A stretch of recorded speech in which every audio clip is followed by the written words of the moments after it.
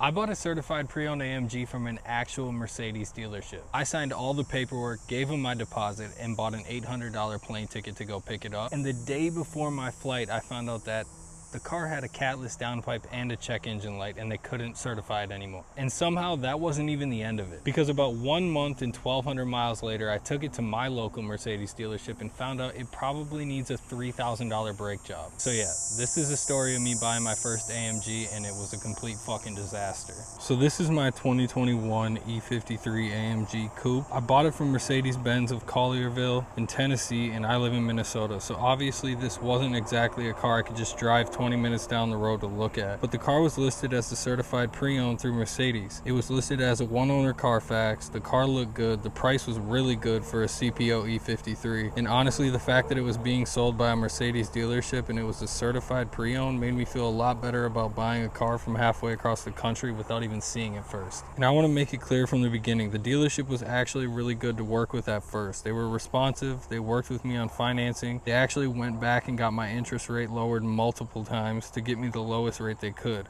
Nice. So at this point, I'm happy. Everything is going great. Now, finance definitely tried pretty hard to sell me on additional warranties, which it's a dealership. I'm not really shocked by that. I actually agreed to one of the warranties right before the weekend. Then over the weekend, I talked to my dad about it, thought about it some more, and basically decided I don't fucking need this. So I told him I changed my mind and wanted to save money. The finance guy was definitely not happy about that, which honestly I understand, but ultimately we moved on and it wasn't added and everything was fine. At least I thought everything was fine. So I go through everything, I check everything, I sign the paperwork, they get my deposit, the deal is done, I bought the car. Now I just have to figure out how I'm getting this thing from Tennessee back to Minnesota, and obviously I'm excited as hell. This is my first AMG, so I buy the plane ticket right after confirming it with them that we're all set. I think the plane ticket was $700 or $800, but the plan was simple: fly to Tennessee, pick up my AMG, drive it back to Minnesota, perfect. And 3 days before I'm supposed to fly down there, I check in again. Hey, everything's good, right? We're still set. They say everything's good, the car's going through its final inspection, we're getting it washed.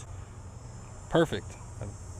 Great. Then we get to the day before my flight, and maybe I have trust issues or some sort of psychic abilities because I called again. Everything's still good for tomorrow? That's when everything went to shit the second I asked that question. They tell me they were going to call me this morning and that the car is ready, but during the final inspection they discovered something. The car has a catless downpipe.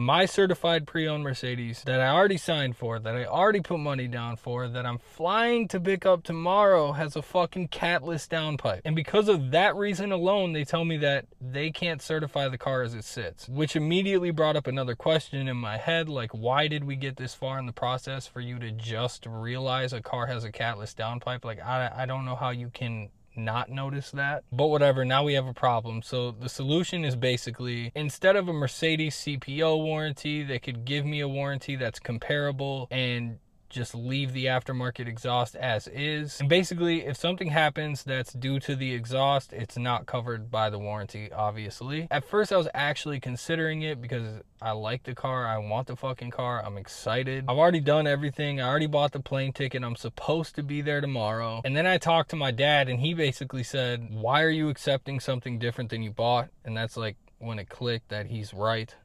This is fucked. I didn't just buy an E53 with some replacement warranty. I bought a certified pre-owned E53. That's how the car was advertised. That's what I bought. That's what I signed for. That's what I put money down for. And that's what I wanted. And I already know somebody's going to be watching this and thinking, dude, you're complaining about getting a free catless downpipe. Listen, I understand why a car guy might love finding out that his AMG that he just bought has a catless downpipe. And I'm not against modifying cars. I'm going to modify this car. But I want to decide what gets done to my car. If I put a downpipe on this car, I'm going to do a catted downpipe. I just wouldn't do catless. And more importantly, I cannot drive with a fucking check engine light on. I can't do it. Maybe some of you can. Congratulations. But me personally, I would see that light every single time I turn the car on, drive the car, whatever, and think that my car is gonna fucking explode or something. And oh, you can scan it. Yeah, am I gonna scan it every other day to make sure it's just the downpipe? Absolutely not. So anyways, I asked them another really important question. Is the car tuned? Is it a stock ECU? They said, no, it's not tuned. Yes, it's a stock ECU. So that was good news. At least there wasn't some mystery tune on the car that I had to try to figure out. But then I get another solution. They tell me they can tune the car. That would get rid of the check engine light. They'd still give me that replacement warranty, and I could go pick up the car tomorrow on schedule. And that's where I was basically done, because again, yeah, I plan to modify the car, and if I want to tune it, I want to do it, not because I'm backed into a corner and have to do it. I bought a certified pre-owned. I'm not going to tune it because I have to remove a check engine light. Like, no, bro. So that's where I was like, cancel the deal, I'm done. And I've talked to many people about it. Many people would have canceled way before we got to the point that I was at. Eventually the sales manager gets involved, and I'll admit it, I was really pissed. I was not particularly nice on the phone call, which I think is understandable. He handled it really well, but I did record the phone call. I recorded everything. I have all the text, I have all the documents, I have everything from this process. I'm not gonna turn this video into a 3-hour-long documentary on the car buying process, but I will say, if you want me to, I can do separate videos on that topic. Now, the sales manager also wasn't happy that the car got this far in the process and they just realized it had a catless downpipe on it. So at least we agreed on something. So he tries to make it right, and I tell him, cancel the fucking deal, I'm done, yada yada. So the deal gets canceled. He says, you know, if you think about it for a day or two, if you still want to allow us to try to make things right, like give me a call and I can try to work something out before the deal's like completely canceled and you're refunded or whatever. When I hung up, there was no chance I was calling back, but I sit on it and think about it. Problem was, I still really wanted the fucking car. So I start thinking about it. I don't want the car with the catless downpipe setup. I don't want some replacement warranty, and I don't want them tuning it. But if they actually give me the car I originally agreed to buy, I'll still buy it. So I go back to the sales manager and basically say, here's what I'm willing to do. Put the stock exhaust back on the car, redo the certification inspection, certify the car again as a Mercedes-Benz certified pre-owned vehicle, give me the CPO warranty I originally agreed to, and ship the car to Minnesota for free. Because at this point, I'm already out over $800 on a plane ticket. The process has dragged on for weeks, and I'm not flying back out here. And to their credit, they agreed, and that's pretty important. Because I don't want this video to just be me sitting here saying Mercedes-Benz of Collierville is fucking terrible. They screwed some things up. The communication could have been much better, but when I gave the sales manager a reasonable way to make an actual deal right, he did it. They ordered what they needed, they put the car back to stock, they re-inspected it, they certified it, I have the CPO paperwork, and they shipped the car all the way from Tennessee to Minnesota for free. That part they made right. Now, communication throughout all this was interesting. My car salesman was phenomenal. Seriously, I don't have a single bad thing to say about the car salesman. He answered all the questions, he answered timely, he answered his phone, he even answered when he wasn't working. Like, dude always answered. Even after the car was sold and delivered to me, he's still been trying to help me when I have questions. The finance manager was a very different experience. When we were on the financing side of things and talking about warranties, he was super great with communication. He could answer all my questions. And then when things started to pop up that were wrong, even throughout the process, not so much. There'd be times where I was waiting days for him to respond. I'd call, I'd text, I'd call the receptionist and have him transfer. They put me on hold and tell me to leave a voicemail. He'll call me back. Never did. Eventually, when I was in the process of talking to the sales manager, I had complained about how the finance manager's communication was lacking. And after that, finance manager to this day has not responded to me once. So there's that. The sales manager has been somewhere in the middle. He's not the fastest responder either, but he's obviously like running a dealership. He's a very busy guy, so it's understandable. And most importantly, when he did get involved, he ultimately made things right, so I have to give him credit for that. So after almost a month of this process, my AMG finally shows up in Minnesota, and I'm fucking pumped. Finally, it's here. It did show up on an open trailer. I didn't specifically demand closed transportation, so I'm not going to sit and blame them for that. That's something I wanted. I probably should have said it, and I didn't think about it. But somewhere on its journey to Minnesota, apparently a work truck or something was throwing white paint in the air, because I had a little white paint spot pretty much all over the car. You can still see some of it's kind of still here. I don't know if the camera's picking it up. So that's been fun to try to clean up. There's also a couple other cosmetic things. Nothing that I'm gonna sit here and throw a little tantrum about. It's a used car, it's a little bit older, so at this point I'm just happy I finally got the fucking thing, right? And for about the next month, I loved it. I still love it. It's my first AMG. I've been driving the shit out of it. I've put 1,100 or 1,200 miles on it in a month. Maybe that's a lot, I don't know.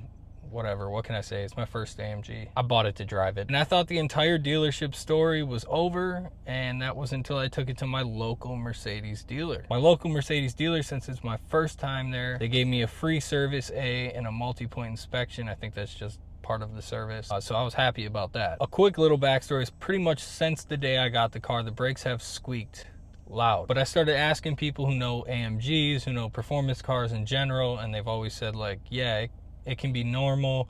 It's high performance brakes. They squeak, different conditions, whatever. So I'm not too worried about it. Then I go get my car washed, and I come out the next morning and look at my car, and there's brake dust on my front wheels.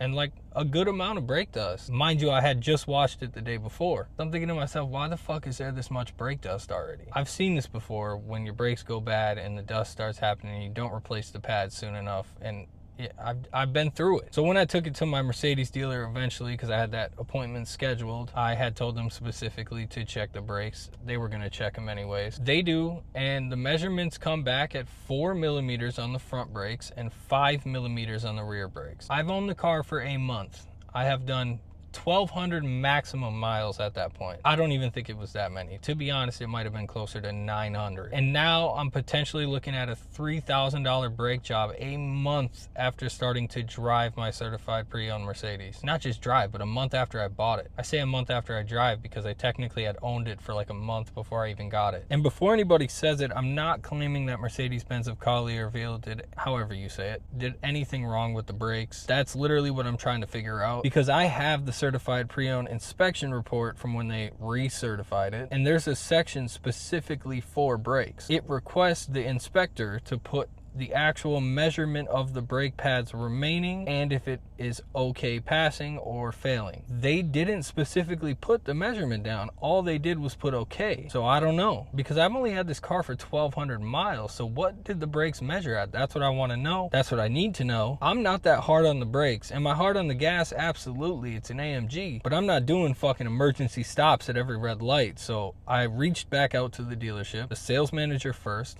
He hasn't responded. But then I contacted my salesman because, like I said, he's been the most reliable person throughout the whole process. All I did was ask for the original brake pad measurement from the CPO inspection. Didn't argue with him, didn't say why, nothing like that. I just asked for the measurement. My salesman told me he would get back to me the next day. I followed up with him the next day, and he said he actually wasn't in office when he responded and still isn't, so he'd get back to me on Monday because that was a Friday. It's now Thursday. So 3 days after Monday, and he still hasn't responded to me. But I also haven't followed up with him, so I should probably do that like yesterday. And that's basically where the whole situation sits right now. And honestly, that's why I wanted to make this video, because I don't want to unfairly bash a dealership that ultimately tries to make everything right. But the purchase was an absolute fucking headache, and communication definitely could have been better. I still don't understand how a car with a catless downpipe and a check engine light on makes it that far in the process and gets the certified pre-owned title. I don't understand it. It literally makes zero sense when you think about there's